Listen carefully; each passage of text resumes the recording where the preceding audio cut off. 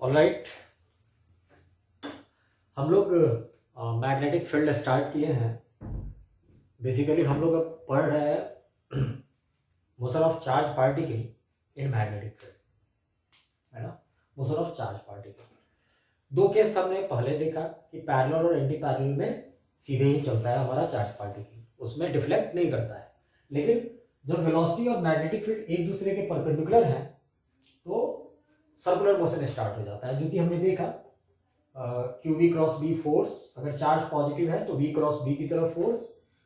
फिर हमने देखा कि जब फोर्स वेलोसिटी के हमेशा परपेंडिकुलर होगा और एकमात्र फोर्स मैग्नेटिक फोर्स लगेगा, सिंगल फोर्स, तो सर्कुलर मोशन के अलावा कोई दूसरा way, there is no other way, circular motion में ही बॉडी को चलना पड़ेगा। मतलब जब तक ये कंडीशन प्रिवेल करता हो, अनटिल एंड अनलेस, है ना, कि V and perpendicular to B हो जाए तो सर्कुलर मोशन होगा। ये भी हमने क्लियर कर दिया। फिर हमने एक चीज और देखी थी कि अगर ट्रांसवर्स मैग्नेटिक फील्ड, मतलब परपेंडिकुलर मैग्नेटिक फील्ड में जब ये हॉरिजॉन्टली एंट्री करेगा तो हाफ सर्किल कंप्लीट करेगा।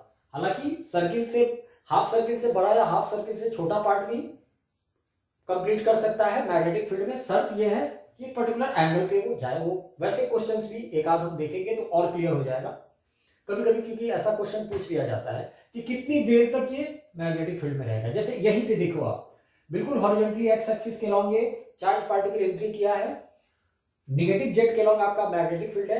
जैसे एक बहुत सिंपल सा क्वेश्चन मैं आपसे पूछ दूं कि what is the time spent in the magnetic field, तो चूंकि मैग्नेटिक फील्ड के अंदर ये हाफ सर्किल कंप्लीट किया है ना, तो time period by 2, because uniform circular motion है ना, तो equal distance equal time interval में वो मेंटेन करेगा, चलेगा यूनिफॉर्म स्पीड से, चूंकि उसको चलना है।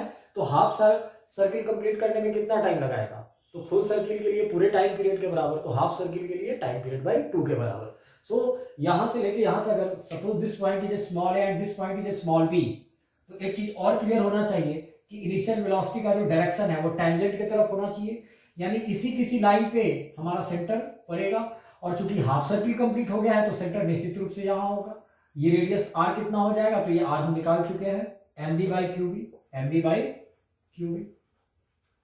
और यहां से यहां तक का डिस्टेंस कितना हो जाएगा, तो डिस्टेंस की बात करें तो pi r, because 2 pi r by 2। Displacement की बात करें तो डायमीटर के बराबर। बहुत सारी चीजें, छोटी छोटी चीजें यहां आपसे पूछी जा सकती है। अब देखिए, हम लोग टाइम पीरियड तक आ चुके थे कि टाइम पीरियड कितना होगा, तो 2 pi r by v, uniform circular motion. तो 2 पाई आर बाई वी, जब हमने आर बाई वी का वैल्यू यहीं से निकाल लिया था, m B by Q b, चूंकि आर है तो r by v m by Q b हो जाएगा। तो मैंने आर बाई वी का इकट्ठे वैल्यू 2 पाई तो था ही, एम बाई क्यू बी रख दिया।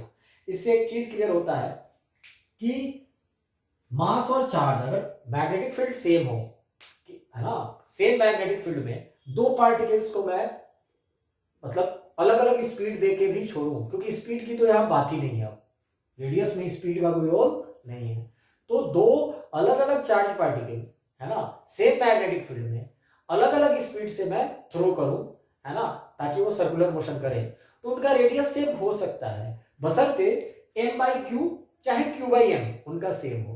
मतलब दो अलग अलग पार्टिकल्स हो आपके पास, ठीक है, दोनों का लेकिन स्पेसिफिक चार्ज सेम हो। स्पेसिफिक चार्ज क्या होता था, चार्ज बाई मास।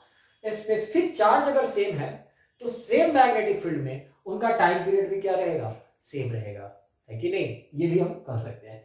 या इसको हम ऐसे, जैसे स्पेसिफिक चार्ज को हम अगर अल्फा को, चूंकि स्पेसिफिक चार्ज बाई मास होगा, चार्ज पर यूनिट मास, तो क्यू बाई एम को अगर मैं अल्फा कहूं तो टाइम पीरियड को हम ऐसा लिख सकते हैं, 2 pi by Q by M. इस एम को नीचे लिखेंगे तो क्यू बाई एम को अल्फा लिख सकते हैं, तो 2 पाई बाई अल्फा बी, ये भी लिख सकते हैं, ऐसा भी कुछ लिख सकते हैं, है कि नहीं। Time period is inversely proportional to specific charge, time period is directly proportional to mass, time period is inversely proportional to charge, time period is inversely proportional to magnetic field also, है ना। Magnetic field का strength जितना ज्यादा होगा, है ना, time period उतना ही कम होगा। टाइम पीरियड कम होने का मतलब जल्दी जल्दी सर्कुलर मोशन होना स्टार्ट हो जाएगा, ये भी ध्यान रखेंगे।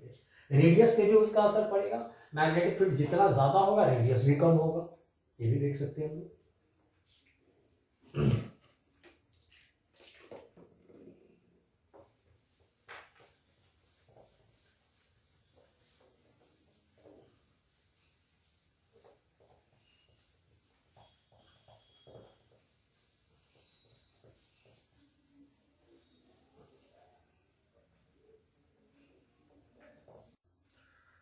Alright, let us proceed. आगे बढ़ते हम लोग। हम लोगों ने motion of charge particle in a uniform magnetic field when velocity is perpendicular to magnetic field, इस टॉपिक को हम लोग डिस्कस कर रहे हैं। इसमें आगे बढ़ने से पहले एक क्वेश्चन हम लोग करते हैं। Suppose this is a magnetic field, this is a magnetic field, constant magnetic field है ये, B is the magnetic field strength. यानी अगर ये हमारा व्हाइट बोर्ड XY प्लेन है तो मैग्नेटिक फील्ड -z पे चला गया इनवर्ड। एक क्वेश्चन है कि two particles alpha and proton, मतलब दो पार्टिकल है, एक अल्फा पार्टिकल है और एक प्रोटॉन है, both are subjected to this magnetic field with same speed, then what is the ratio of their radius and also find the ratio of their time period. I repeat the question, दो charge particles है, एक alpha particle है और एक proton है ना, दोनों को सेम स्पीड से इस मैग्नेटिक फील्ड में परपेंडिकुलरली एंट्री कराया गया है, दोनों के रेडियस और टाइम पीरियड का रेशियो निकालना है। तो मान लीजिए ये आपका पहले प्रोटॉन है, प्रोटॉन गया, और ये हमारा अल्फा पार्टिकल है। अगर प्रोटॉन की बात करें तो प्रोटॉन का मास अगर m होगा और चार्ज +q होगा तो अल्फा के लिए क्या हो जाएगा, तो alpha is positively charge helium का न्यूक्लियस, है ना। हीलियम के बाहर जो दो इलेक्ट्रॉन्स रिवॉल्व कर रहे होते हैं, उन दोनों इलेक्ट्रॉन्स को अगर हटा लिया जाए तो हीलियम का जो न्यूक्लियस बचेगा वही क्या हो जाएगा, अल्फा पार्टिकल हो जाएगा। यानी हीलियम के न्यूक्लियस में दो प्रोटॉन और दो न्यूट्रॉन होंगे। अगर न्यूट्रॉन के मास को ऑलमोस्ट प्रोटॉन के मास के बराबर माना जाए तो हम कह सकते हैं कि हीलियम के न्यूक्लियस में 4 प्रोटॉन है, कह सकते हैं, होते नहीं है लेकिन कह सकते हैं, मास के पॉइंट ऑफ व्यू से बात करें, यानी मास 4 गुना हो जाएगा। So mass will be 4m for alpha और चार्ज तो +2q होगा ही होगा, है ना। रेडियस का रेशियो क्या हो जाएगा, तो अगर हम रेडियस ऑफ प्रोटॉन की बात करें तो radius of proton will be, तो radius of proton is mass into, मान लो दोनों की स्पीड क्योंकि सेम है, क्योंकि दोनों को क्वेश्चन ने कह रखा है कि दोनों को आपने सेम स्पीड से एंट्री कराया है, so r proton will be m into v by qb। And r alpha की बात करें तो अल्फा के लिए हो जाएगा, अल्फा का मास कितना है 4m, है ना, इंटू स्पीड कितनी हो जाएगी इसकी, उसकी भी v ही है, बाई q, q कितना है इसका 2q इंटू मैग्नेटिक फील्ड, सो mv क्यूबिक। सो अगर मैं rp बाई r अल्फा की बात करूं तो it will be mv by qb by 4mv और ऊपर चला जाएगा 2qb, qb qb mv mv cancel, 2 by 4 that is 1:2, यानी rp by r alpha is 1:2 या r अल्फा बाई rp 2:1 हो जाएगा। टाइम पीरियड की अगर हम बात करें तो टाइम पीरियड अगर हम प्रोटॉन की बात करें तो प्रोटॉन के लिए टाइम पीरियड क्या हो जाएगा, time period 2 pi m by QB होता था, है ना, 2 पाई m बाई क्यूबी। और टाइम पीरियड ऑफ अल्फा की बात करें तो क्या हो जाएगा, तो time period of alpha 2 pi, इसका मास कितना है 4m बाई क्यू, इसका कितना है 2q इंटू b। तो टाइम पीरियड का भी रेशियो हम लोग tp बाई टी अल्फा या टी अल्फा बाई टीपी भी निकाल सकते हैं। हमने देखा कि टाइम पीरियड में स्पीड का कोई रोल नहीं है, टाइम पीरियड मास और चार्ज, है ना, मास और चार्ज पे डिपेंड करता है। अगर मैं चार्ज बाई मास को नीचे लिखूं तो time period is inversely proportional to a specific charge, है कि नहीं। Time period is directly proportional to mass, time period is inversely proportional to charge and magnetic field. ऐसी ऐसी चीजें भी हम लोग कंक्लूड कर सकते हैं, है कि नहीं, ध्यान रखें।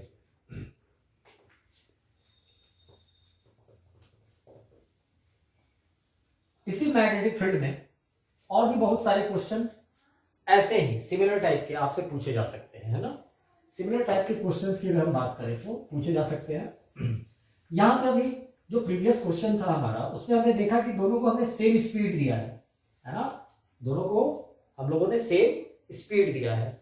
अगर मैं कहूं कि अल्फा पार्टिकल और प्रोटॉन दोनों को सेम काइनेटिक एनर्जी दिया गया, दोनों को सेम काइनेटिक एनर्जी दिया गया, तब उनके रेडियस का रेशियो क्या हो जाएगा, है ना, उनके रेडियस का रेशियो क्या हो जाएगा, उनके टाइम पीरियड का रेशियो क्या हो जाएगा, है ना। ऐसे क्वेश्चंस की बात करें तो सपोज इन्हीं प्रोटॉन और अल्फा पार्टिकल को आपने सेम काइनेटिक एनर्जी दी, यानी दिस इज द प्रोटॉन, आपने इसको भी काइनेटिक एनर्जी k दिया और ये है आपका अल्फा पार्टिकल, इसको भी आपने काइनेटिक एनर्जी के दिया है कि नहीं। तो काइनेटिक एनर्जी दोनों को सेम देने से अब जरा हम पता करें कि काइनेटिक एनर्जी मोमेंटम और स्पीड्स में क्या रिलेशन होगा, है कि नहीं। तो अगर मैं प्रोटॉन का फिर से लिखता हूं कि प्रोटॉन का mass m charge plus q होगा, तो अल्फा पार्टिकल का क्या हो जाएगा, तो अल्फा पार्टिकल का मास 4m और चार्ज प्लस 2q हो जाएगा। इस कंक्लूजन पे तो हम जा चुके हैं। दोनों की काइनेटिक एनर्जी सेम होने का मतलब क्या होता है, तो देखिए काइनेटिक एनर्जी को हम लोग क्या लिखते हैं, तो kinetic energy k half M V square होगा, हाफ एम वी स्क्वायर। अगर हम मोमेंटम की बात करें, है ना, तो काइनेटिक एनर्जी और मोमेंटम में एक रिलेशन होता है, क्या होता है, तो मोमेंटम p बराबर क्या होता है mv। तो अगर मैं पी स्क्वायर बाई 2m करता हूं तो काइनेटिक एनर्जी आ जाता है P square by 2m, kinetic energy k के बराबर होता है। हम देख भी सकते हैं कैसे, तो m square V square by 2m करेंगे तो m से एक m कैंसिल हो जाएगा, वी स्क्वायर ऊपर रह जाएगा, हाफ m वी स्क्वायर हो जाएगा। प्रोटॉन और अल्फा पार्टिकल के काइनेटिक एनर्जी सेम होने का मतलब अब क्या होता है, तो देखिए मास तो दोनों का पता है, तो मोमेंटम का रेशियो हम लोग बड़ी आसानी से निकाल सकते हैं। यानी अगर इसका काइनेटिक एनर्जी और इसका काइनेटिक एनर्जी सेम है तो हम तुरंत मोमेंटम पे चले जा सकते हैं। जैसे P सपोज अल्फा पार्टिकल का प्रोटॉन का मोमेंटम सपोज P1 है और अल्फा का मोमेंटम अगर P2 है, जरा समझना है मेरी बातों को, है ना। दोनों का मोमेंटम, चूंकि काइनेटिक एनर्जी सेम हो जाने से जरूरी नहीं है कि मोमेंटम सेम होगा, क्योंकि हाफ एम वी स्क्वायर का टर्म है कि नहीं। तो जरा आगे प्रोसीड करें तो हम लोग तुरंत पता कर सकते हैं कि अगर मैं प्रोटॉन के लिए लिखूं तो what I will write for proton. Proton के लिए काइनेटिक एनर्जी क्या हो जाएगा, तो P1 square by 2 into mass of proton and that must be equal to, चूंकि दोनों की काइनेटिक एनर्जी सेम है, that must be equal to P2 का square by 2 into mass of alpha. अगर प्रोटॉन का मास m है तो alpha का मास कितना है भैया, 4m है। तो 2 से 2 कैंसिल हो जाएगा, m से m कैंसिल हो जाएगा, तो यहां से P1 square by P2 square is equal to 1/4, that is P1 by P2 क्या हो जाएगा, 1/2 हो जाएगा। यानी प्रोटॉन और अल्फा के मोमेंटम का रेशियो क्या हो जाएगा, तो 1:2 हो जाएगा, है कि नहीं। 1:2 हो जाने से अब क्या होगा, तो अब हम लोग तुरंत किसका रेशियो निकाल देंगे, रेडियस का, क्योंकि रेडियस बराबर क्या होता है, तो रेडियस बराबर हो जाएगा, रेडियस ऑफ प्रोटॉन की बात करें तो m प्रोटॉन v प्रोटॉन, या मैं ये कहूं सीधे P1 by mv by qb, q into b, और r अल्फा क्या हो जाएगा, तो r अल्फा हो जाएगा P2 बाई q कितना है 2q इंटू b, क्योंकि mv बाई qb को हम लोग रेडियस बराबर mv को मैं P1 लिख सकता हूं फॉर प्रोटॉन और उसी mv को P2 लिख सकता हूं फॉर अल्फा। अब rp बाई r अल्फा क्या हो जाएगा, हम लोग निकाल सकते हैं। rp by r alpha will be here, मैं इधर लिख रहा हूं, rp by r alpha will be P1 by qb by P2 और ऊपर चला जाएगा 2qb, P2 P2 cancel, qb cancel, sorry P1 P2 cancel नहीं होगा, qb कैंसिल हो जाएगा, तो P1 बाई P2 हमारा कितना है, P1 बाई P2 1/2 है, तो P1 बाई P2 को 1/2 इंटू 2 लिखे, 2 cancel, 1:1, 1/1 that is 1:1। So rp by r alpha क्या हो जाएगा, 1:1, यानी दोनों का रेडियस सेम हो जाएगा अगर दोनों को सेम काइनेटिक एनर्जी प्रोवाइड किया जाए तो ऐसे क्वेश्चंस आपसे पूछे जा सकते हैं।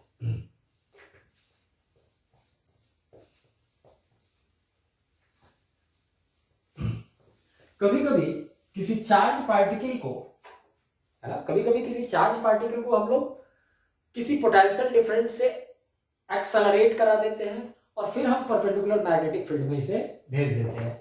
वैसे केस में क्या होता है, तो मान लो कोई चार्ज पार्टिकल है, मैं एक बहुत सिंपल सा केस डिस्कस कर लेता हूं, क्योंकि बहुत बार ऐसे क्वेश्चंस आपको मिलेंगे कि एक प्रोटॉन है, एक ड्यूटेरॉन है, एक अल्फा पार्टिकल है, तीनों को सेम पोटेंशियल डिफरेंस से एक्सेलरेट किया गया, तीनों को परपेंडिकुलर मैग्नेटिक फील्ड में रिलीज कर दिया गया, तीनों के रेडियस का रेशियो क्या होगा। तो देखिए सेम पोटेंशियल डिफरेंस या एक पर्टिकुलर पोटेंशियल डिफरेंस से जब चार्ज पार्टिकल एक्सेलरेट होता है तो उस पे जो work done by electrostatic force होता है वो पूरा का पूरा काइनेटिक एनर्जी में कन्वर्ट हो जाता है। जैसे सपोज एक चार्ज पार्टिकल है प्लस q, उसका मास है m, अगर उसको v0 पोटेंशियल डिफरेंस से आपने क्या कर दिया, अगर आपने उसको v0 पोटेंशियल डिफरेंस से एक्सेलरेट कर दिया तो उसपे वर्क डन जो होगा, the work done will be q v0, ये वर्क डन हो जाएगा और यही वर्क डन उसके काइनेटिक एनर्जी में कन्वर्ट हो जाएगा। So work done Q V not is equal to half M V square हो जाएगा। यहां से 2q v not by m का अंडर रूट, ये उसकी स्पीड हो जाएगी v। 2q v not by m under root उसकी स्पीड हो जाएगी। तो उस केस में जब b मैग्नेटिक फील्ड में जो कि परपेंडिकुलर टू द वेलोसिटी है, when it will be subjected, then what will be the ratio, what will be the radius? So radius is mv by qv, mv by qv। तो बड़ी आसानी से आप लिख सकते हैं m और v कितना है, तो v under root m into under root 2q v not by m, ये तो v हो गया और बाई qv, ऐसा लिख सकते हैं। तो रेडियस को ऐसे हम लोग निकाल सकते हैं, है ना। तो कभी कभी पोटेंशियल डिफरेंस में एक्सेलरेट करा के मैग्नेटिक फील्ड में भेजेंगे, तो इस प्रकार से हम लोग क्वेश्चन को प्रोसीड करेंगे। वहां भी रेशियो पूछा जा सकता है, तो रेशियो ऐसे निकलेगा, मास का कॉरेस्पॉन्डिंग रेशियो, चार्ज का corresponding ratio, same magnetic field रहेगा तो बी तो हर जगह सेम रहेगा, और हम लोग रेशियो निकाल सकते हैं, है ना। ऑलराइट,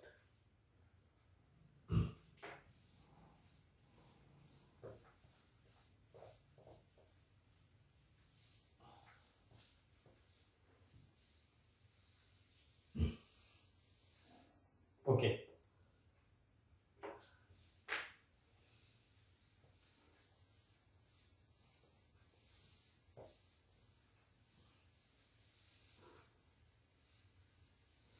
आगे बढ़े हम लोग। हमने देखा ये मैग्नेटिक फील्ड है हमारा जो कि परपेंडिकुलर टू वेलोसिटी है। तो सर्कुलर मोशन में क्या क्या गुंजाइश है ना। सर्कुलर मोशन में जब वो रहेगा तो टाइम पीरियड कैसे निकलेगा, कितनी देर तक वो मैग्नेटिक फील्ड में रहेगा, ऐसे ऐसे क्वेश्चन आपसे पूछे जा सकते हैं। जैसे देखिए, सपोज आगे बढ़ते हैं हम लोग, this is a magnetic field, again this magnetic field is inside the plane, ये जो प्लेन है व्हाइट बोर्ड, उसके इनवर्ड मैग्नेटिक फील्ड है, magnetic field is B, magnetic field is B.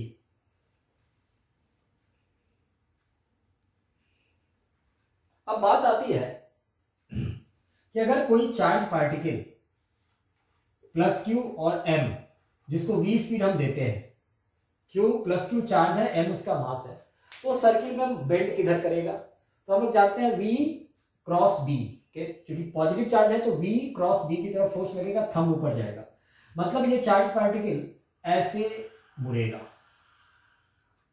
अच्छा, फिर अब देखिए, ध्यान दीजिए, मुड़ेगा क्योंकि जैसे ही ये एंट्री करेगा, इसका रेडियस फिक्स है हमारा, इसका रेडियस हमारा फिक्स है, रेडियस तो mv बाई क्यू होगा, रेडियस तो मास, स्पीड, चार्ज और फील्ड पे डिपेंड करेगा।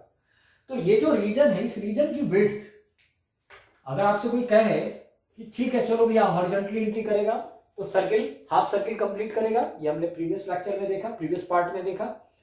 लेकिन शर्त है ना कि इस मैग्नेटिक फील्ड की विड्थ कितनी होनी चाहिए, तो ये मैग्नेटिक फील्ड की विड्थ d जो है वो ग्रेटर देन अगर रेडियस जो कि mv बाई qv के बराबर है ना, अगर ग्रेटर देन इक्वल टू होगा तब जाकर के हाफ सर्किल कंप्लीट करेगा, तभी जाकर के हम लोग लिख सकते हैं कि हाफ सर्किल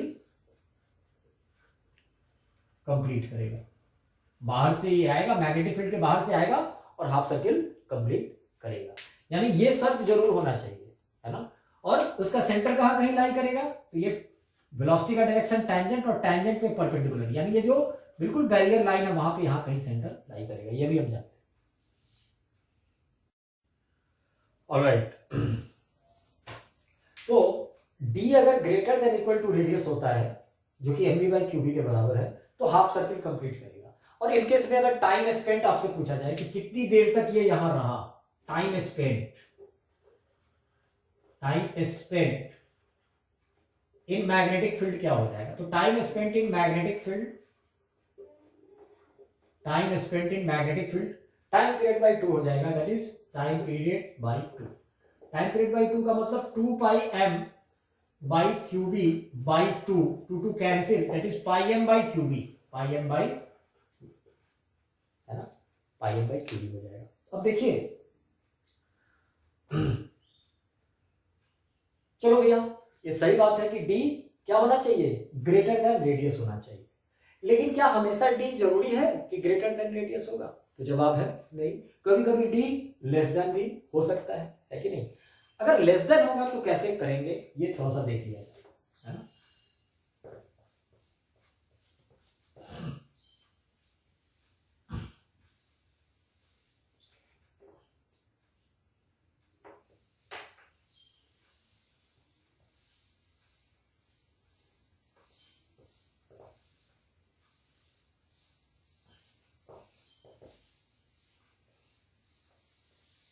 चलिए again this is the magnetic field, ये मैग्नेटिक फील्ड है आपका,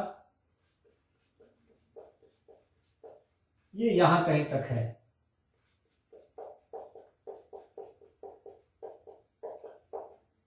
ये विड्थ इसकी कितनी है? डी है।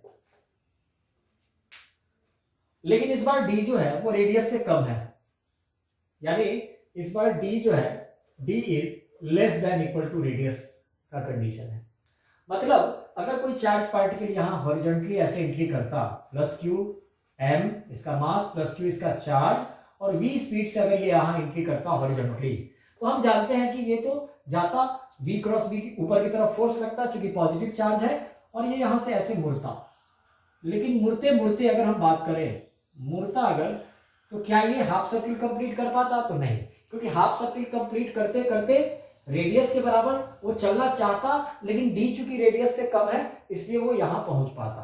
और यहां पहुंचने के बाद इसकी वेलोसिटी पे अगर एक टैंजेंट ड्रॉ करें और यहां मैग्नेटिक फील्ड यहां अगर खत्म हो जाए तो बिल्कुल ऐसे निकल जाता, हाफ सर्किल कंप्लीट करने का मौका इसे नहीं मिल पाता, है ना, हॉरिजॉन्टली एंट्री करने के बावजूद भी। ओके, अब ऐसे सिचुएशन में आपसे पूछ दिया जाए कि कितना टाइम स्पेंड किया, है ना, कितना इसका डिस्प्लेसमेंट हुआ, डिस्टेंस कितना कवर किया, ऐसी ऐसी चीजें आपसे पूछी जा सकती है। तो जरा चलिए ऐसे केस को हम लोग डिस्कस करते हैं। ध्यान ये रखना है here D is less then radius, क्योंकि डी लेस देन रेडियस होगा तभी वो नहीं कर पाएगा। डी अगर ग्रेटर देन रेडियस होता तब तो वो हाफ सर्किल कंप्लीट कर पाता और time spend time period by 2 हो जाता, जो कि हमने 1 मिनट पहले देखा था। अब ऐसे केस में क्या होगा, कैसे प्रोसीड करेंगे? तो देखिए अगेन ये बात तो हम बिल्कुल हमेशा कह सकते हैं कि इनिशियल वेलोसिटी का जो डायरेक्शन है, आप जैसे ही यहाँ एंट्री किए, आप सर्किल में मुड़ना स्टार्ट किए, यानी इनिशियल वेलोसिटी का डायरेक्शन जो है वो टैंजेंट है। तो टैंजेंट पे परपेंडिकुलर अगर ड्रॉ करेंगे तो यहाँ कहीं हमारा क्या हो जाएगा, सेंटर हो जाएगा। मान लो यहाँ कहीं इसका सेंटर होगा, या यहाँ हो सकता है कहीं भी, यहाँ सेंटर सी होगा। और ये किसके बराबर होगा? तो ये हो जाएगा रेडियस के बराबर आर, और रेडियस तो ये तय है, वो तो एमवी बाई क्यूबी ही होगा, है ना, क्योंकि क्यूबी भी is equal to MV square by R से हमारा रेडियस कैलकुलेट होगा। तो एमवी बाई क्यूबी हमारा रेडियस हो जाएगा। चलिए अब अगर डी लेस देन रेडियस है तो यहां पे कहीं वो निकल जाएगा, मैग्नेटिक फील्ड को छोड़ेगा। अगर मैं इस पॉइंट से, इस सेंटर से इस पॉइंट को मिला दूं तो ये भी रेडियस के बराबर होगा, क्योंकि ये पूरा जो पाथ है ये है तो सर्किल ही, और सर्किल के हर पॉइंट का सेंटर से डिस्टेंस रेडियस के बराबर होगा, ये भी हम जानते हैं। मान लीजिए यहां से एक परपेंडिकुलर ये 90 डिग्री होगा, ये भी हम जानते हैं, है कि नहीं। अगर ये एंगल हॉरिजॉन्टल के साथ, समझना है मेरी बातों को, हॉरिजॉन्टल के साथ ये एंगल अगर ये टैंजेंट है ना, if this angle is theta, मैं अगर कहूं कि हॉरिजॉन्टल के साथ थीटा एंगल बना के ये निकलता, अगर ये एंगल थीटा है तो ये भी एंगल थीटा होगा, वर्टिकली अपोजिट एंगल, है ना। और ये अगर थीटा होगा तो ये एंगल 90 माइनस थीटा हो जाएगा, because this is tangent and this is radius. ये अगर थीटा होगा तो ये 90 माइनस थीटा हो जाएगा, तो ये तुरंत थीटा हो जाएगा, है ना, because this is 90 minus theta. कारण ये है क्योंकि this angle is 90, this angle is 90। तो हॉरिजॉन्टल के साथ थीटा बना के ये निकल पाता। उस केस में अगर ये थीटा है तो ये भी थीटा, ये 90 माइनस थीटा और ये थीटा।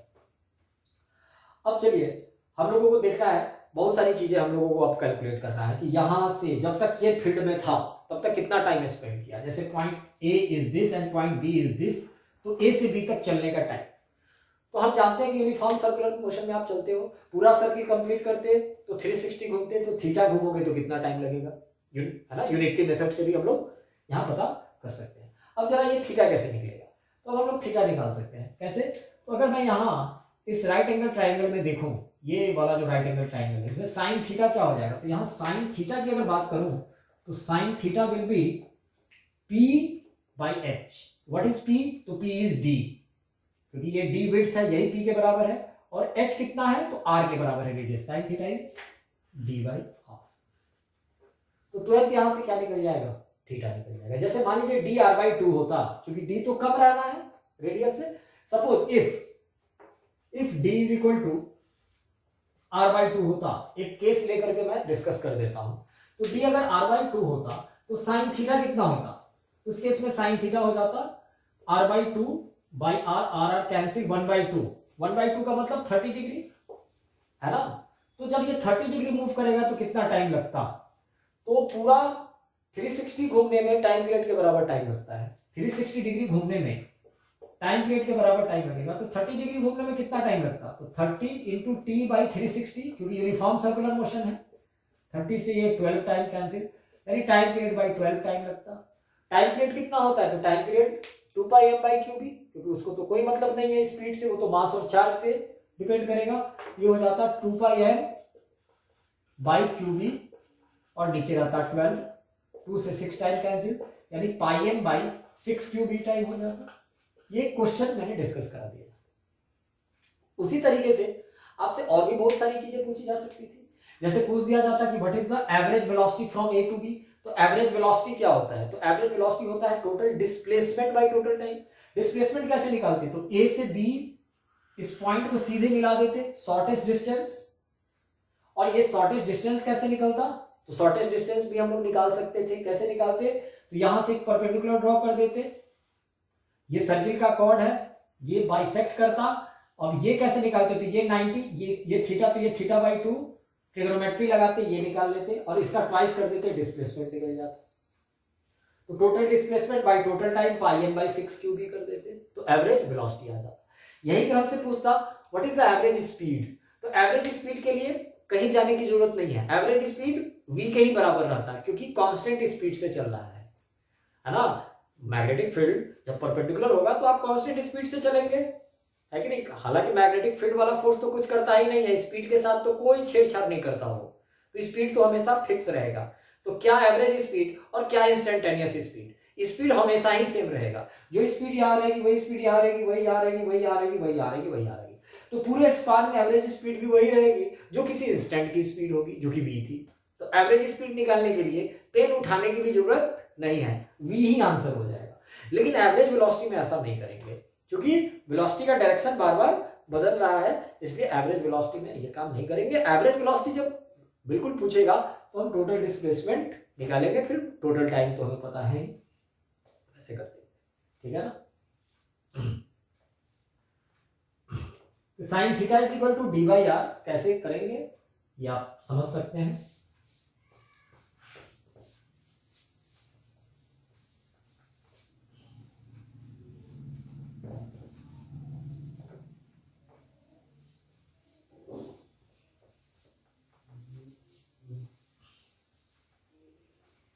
ऑलराइट,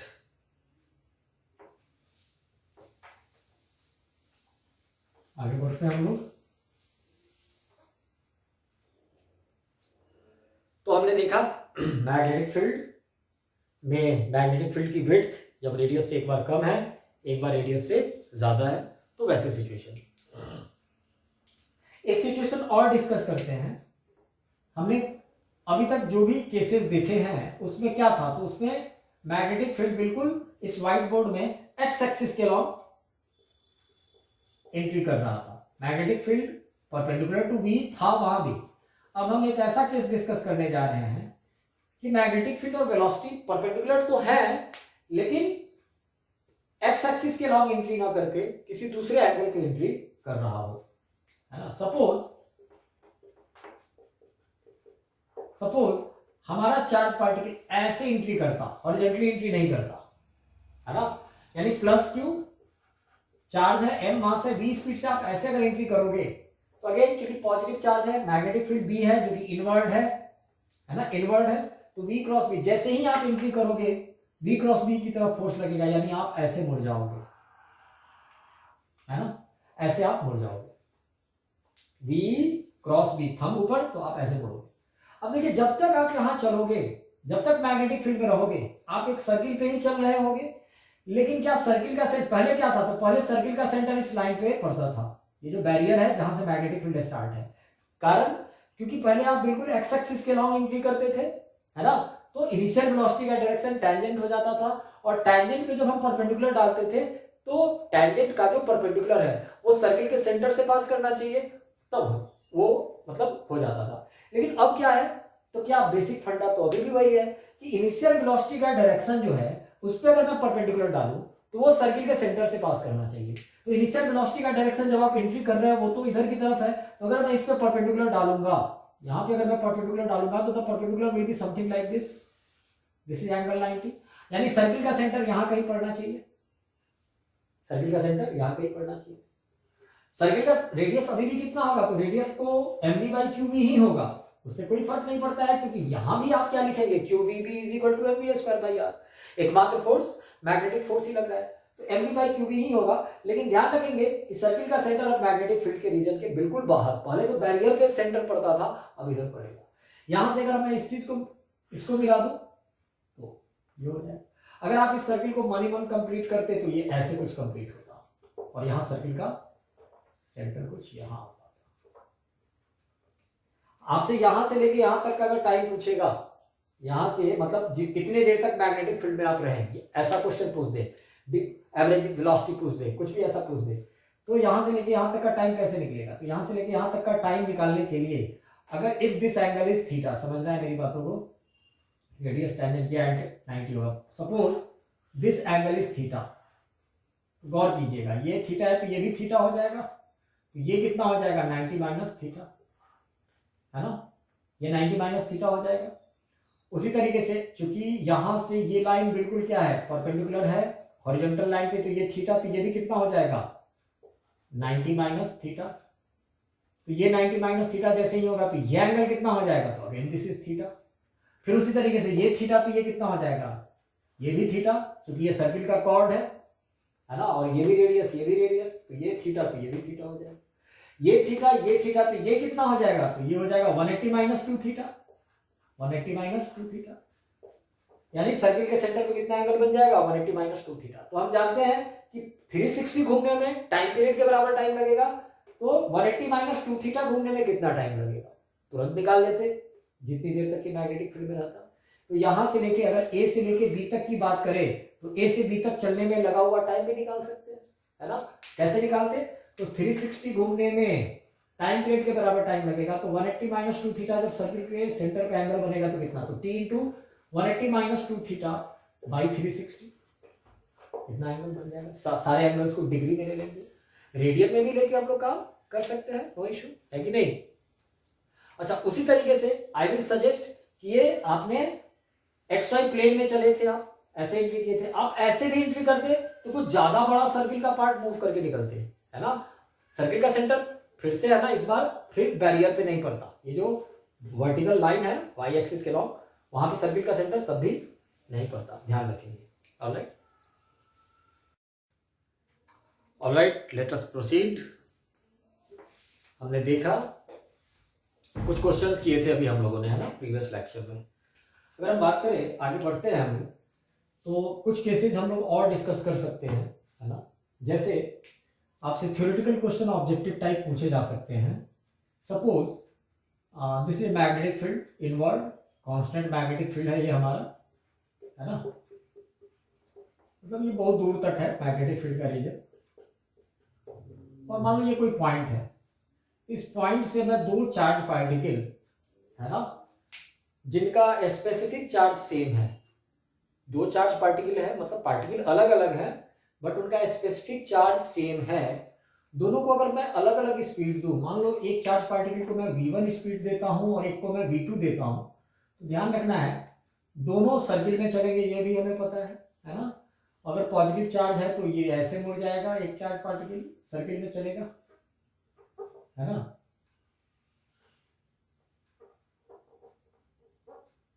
और दूसरे की बात करें तो वो ऐसे चल सकता है, वो डिपेंड करता है स्पीड पे, डिपेंड किस पे करता है, स्पीड पे। अगर ये v1 वाले का है और ये v2 वाले का है तो रेडियस किसका ज्यादा होगा, तो बड़े वाले सर्किल का रेडियस ज्यादा होगा, लेकिन ध्यान ये रखना है कि दोनों सेम टाइम पे ही अपने इनिशियल पॉइंट पे आ जाएंगे, है ना, दोनों सेम पॉइंट पे सेम टाइम इनिशियल पॉइंट पे आने का मतलब चूंकि दोनों का स्पेसिफिक चार्ज क्या है, सेम है। और टाइम पीरियड की अगर हम बात करें, टाइम पीरियड की बात करें तो वो होता है 2πm/क्यूबी, है ना, 2πm/क्यूबी।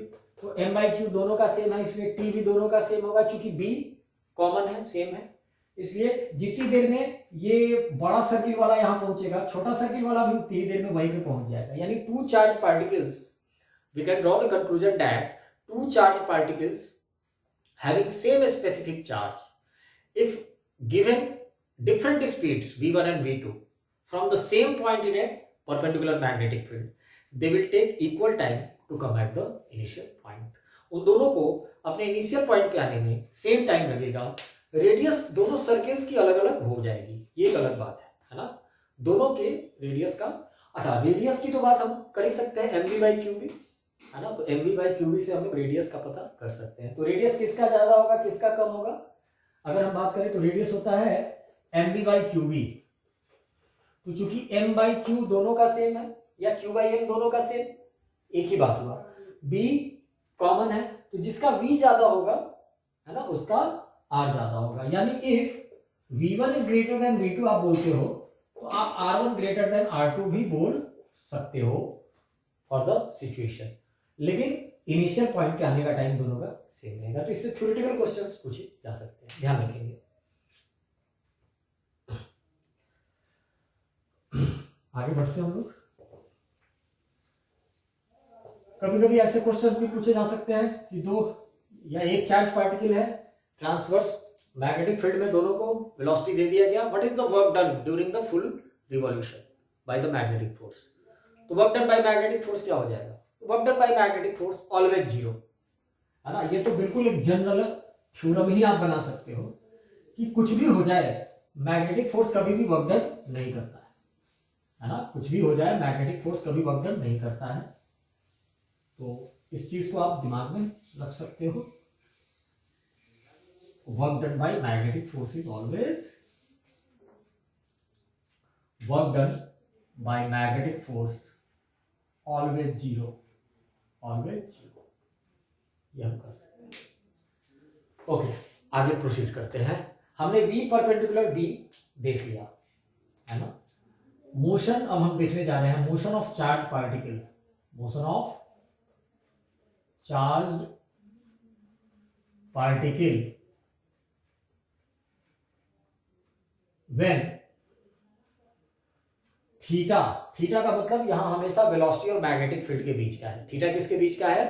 वेलोसिटी और मैग्नेटिक फील्ड के बीच का है। Theta not equal to 0, theta not is equal to 180 and theta not is equal to 90। मतलब 0 नहीं है, 180 नहीं है और 90 नहीं है। जैसे 30 है, 60 है, 120 है, एटसेट्रा। थीटा 0 पे तो आपने देखा स्ट्रेट लाइन पाथ होगा, थीटा 180 पे भी स्ट्रेट लाइन पाथ होगा, थीटा 90 पे सर्कुलर मोशन होगा। ये तीन चीज हम लोग देख चुके हैं। लेकिन what about the case when theta is 30, what about the case when theta is 60? मतलब वेलोसिटी और मैग्नेटिक फील्ड के बीच में कुछ एक्यूट चाहे ऑब्ट्यूज एंगल बने तो चार्ज पार्टिकल का मोशन क्या होगा। अब समझते हैं। मान लीजिए मैग्नेटिक फील्ड हमारा कुछ एक्स एक्सिस की तरफ है ना। This is a constant magnetic field B I cap, B vector is equal to B I cap हमने लिख दिया, है ना। एक चार्ज पार्टिकल है प्लस क्यू जिसका मास m है, उसके हमने वेलोसिटी v दे दिया मैग्नेटिक फील्ड से थीटा एंगल बना के, और देखने से क्लियर है कि ये थीटा जो है क्या है, तो this theta is acute angle, है कि नहीं। तो मैं अपने वेलोसिटी को क्या लिख सकता हूँ, velocity of the charge particle को क्या लिख सकता हूँ अगर वेक्टर फॉर्म में लिखना पड़ा तो I will write v cos theta I cap plus v sin theta G cap. यहाँ v cos थीटा जो है वो मैग्नेटिक फील्ड के पैरेलल कंपोनेंट है और v sin थीटा जो है वो मैग्नेटिक फील्ड के परपेंडिकुलर वाला कंपोनेंट है। मतलब मैं यहाँ ब्रेक करूँ तो वेक्टर वाइज ऐसे दिखा भी सकता हूँ, इधर हमारा कुछ v cos थीटा हो जाएगा and this is v sin theta, and regarding the direction of magnetic field हमने वेलोसिटी को क्या कर दिया है, ब्रेक कर दिया है। तो अगर मैं अपना कार्टेशियन कोऑर्डिनेट सिस्टम यहाँ बना दूं तो X Y, this whiteboard is X Y plane, X axis के अलॉन्ग हमारा b मैग्नेटिक फील्ड है, एक्स एक्सिस के अलॉन्ग v cos थीटा है, y एक्सिस के अलॉन्ग v sin थीटा है। अब देखिए यहाँ दो बातें निकल के आती हैं, दो बातें क्या निकल के आती हैं। तो ये जो v cos थीटा है ये मैग्नेटिक फील्ड के लॉन्ग का वेलोसिटी का कंपोनेंट है, और जो फोर्स आना है हमें पता है कि जो फोर्स आना है, वेलोसिटी कुछ भी हो, फोर्स तो आता है वो qv क्रॉस b, यानी b पे परपेंडिकुलर तो होगा ही होगा। तो हमने, आप बिल्कुल पहला लेक्चर याद कीजिएगा, उसमें कुछ पॉइंट्स मैंने बोला था। तो मैंने ये भी बोला था कि वेलोसिटी का वो कंपोनेंट जो मैग्नेटिक फील्ड के अलोंग होता है वो भी कभी नहीं बदलता है मैग्नेटिक फोर्स की वजह से। मैग्नेटिक फोर्स बेशक एक फोर्स है, वेलोसिटी को बदलने का काम करता है, लेकिन वो वेलोसिटी के उसी कंपोनेंट को बदलता है जो मैग्नेटिक फील्ड के परपेंडिकुलर है ना। तो मैग्नेटिक फील्ड के अलोंग v cos थीटा है, तो यानी ये v cos थीटा कभी नहीं बदलेगा। नहीं बदलने का मतलब ना ही मैग्नीट्यूड में बदलेगा ना ही ये डायरेक्शन में बदलेगा, लेकिन v sin थीटा बदलेगा। किस में बदलेगा? तो डायरेक्शन में बदलेगा, क्योंकि मैग्नीट्यूड में तो कोई नहीं बदलेगा, है ना। मैग्नीट्यूड तो कतई नहीं बदलेगा, क्योंकि अभी आप देखो work done by magnetic force is always zero. हालात कुछ भी हो, है ना, मैग्नेटिक फोर्स कभी वर्क डन नहीं कर सकता, क्योंकि उसका ब्रांडेड डिफिनेशन है कि वो वेलोसिटी के परपेंडिकुलर लगता है। मैं बहुतों बार ये बात बोल रहा हूं, मैं बार बार बोलता रहूंगा ताकि आपके दिमाग में चला जाए, क्योंकि ये देखने में बहुत छोटा सा स्टेटमेंट है, लेकिन कभी कभी इस स्टेटमेंट को यूज करने से डायरेक्ट कोई बहुत बड़ा सवाल इजीली सॉल्व हो जाता है। क्या? कि मैग्नेटिक फोर्स कभी वर्क डन नहीं कर सकता। इसका मतलब मैग्नेटिक फोर्स कभी चार्ज पार्टिकल की काइनेटिक एनर्जी को चेंज नहीं कर सकता, एटसेट्रा। तो देखिए यहां अगर वेलोसिटी के दोनों कंपोनेंट को अलग अलग नजरिए से हम देखें तो तुरंत हम इस मोशन के टाइप को समझ पाएंगे। ये v cos थीटा बदलेगा नहीं, v sin थीटा डायरेक्शन में बदलेगा, क्योंकि v sin theta magnetic field के परपेंडिकुलर है, इसलिए ये v sin थीटा चाहे v परपेंडिकुलर, हम कह सकते हैं कि इस v cos थीटा को v पैरेलल भी कहते हैं, बहुत किताबों में आप देखेंगे। अब मैं ये कह सकता हूं कि ये जो v परपेंडिकुलर है ये इसको सर्किल में चलाएगा। सर्किल में कैसे चलाएगा?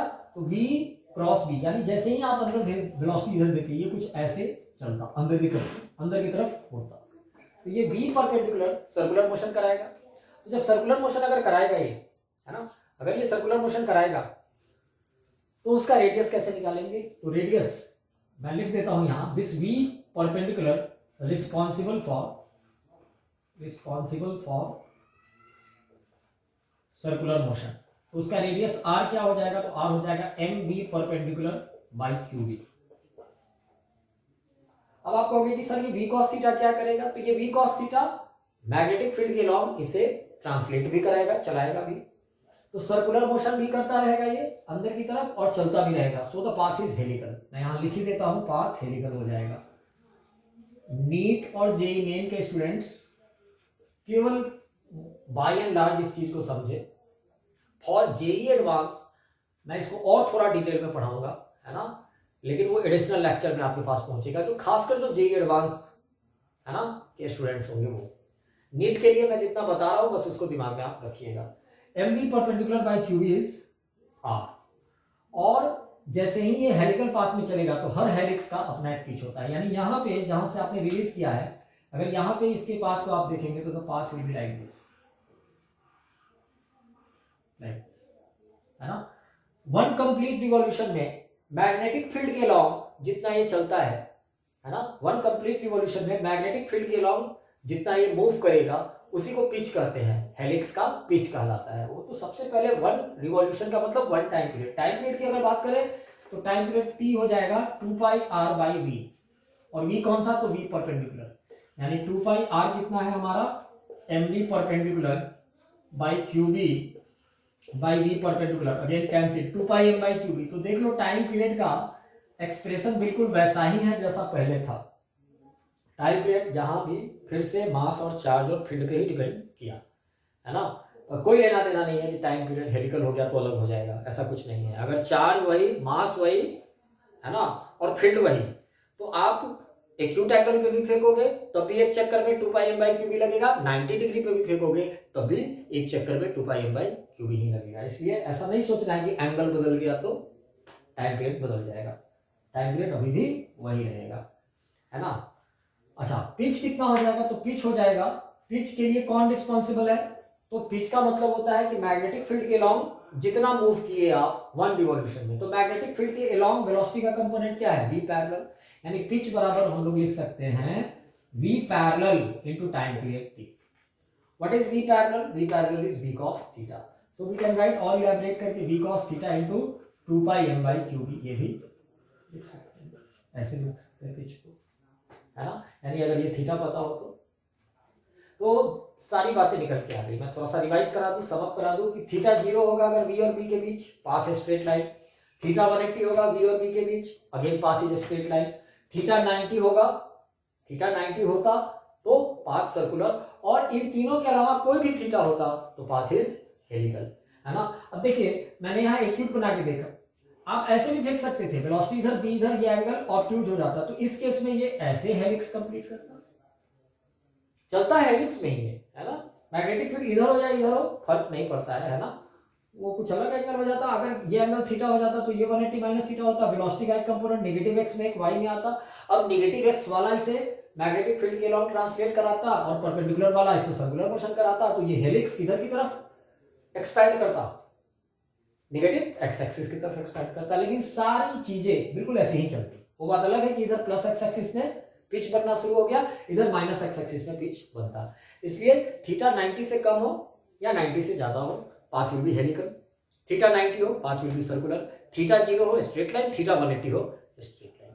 यानी प्योर मैग्नेटिक फील्ड में हमने देख लिया कि कांस्टेंट मैग्नेटिक फील्ड और केवल मैग्नेटिक फील्ड में मोशन कैसा होता है, हमने देख लिया। ठीक है ना।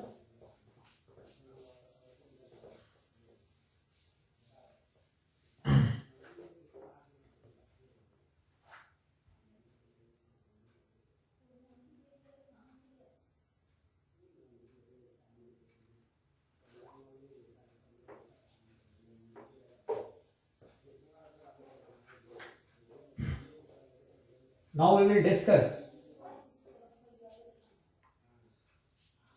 मोशन ऑफ, एक दो छोटे टॉपिक है ना। अभी मोशन तो डिस्कस नहीं कर रहे हैं, लेकिन combined electric field and magnetic field में चार्ज पार्टिकल के साथ क्या होता है इसको थोड़ा देखने जा रहे हैं। Combined electric field and magnetic field, मान लो कोई रीजन है उसमें इलेक्ट्रिक फील्ड ई है, हेडिंग दे सकते हैं हम लोग combined electric field and magnetic field. मतलब दोनों अब एग्जिस्ट करते हैं किसी स्पेस में। इलेक्ट्रिक फील्ड और मैग्नेटिक फील्ड दोनों अगर आ गए तो कैसे हम लोग काम करेंगे, है कि नहीं। तो इलेक्ट्रिक फील्ड और मैग्नेटिक फील्ड दोनों आ जाएंगे तो जाहिर सी बात है कि अब दोनों फोर्स लगना स्टार्ट हो जाएगा, है ना। अब दोनों फोर्स लगना स्टार्ट हो जाएगा, यानी उस केस में नेट फोर्स हम लोग क्या बोलेंगे, नेट फोर्स हमारा हो जाएगा very simple, QE plus QV cross B, QV cross, है ना। Net force will be QE।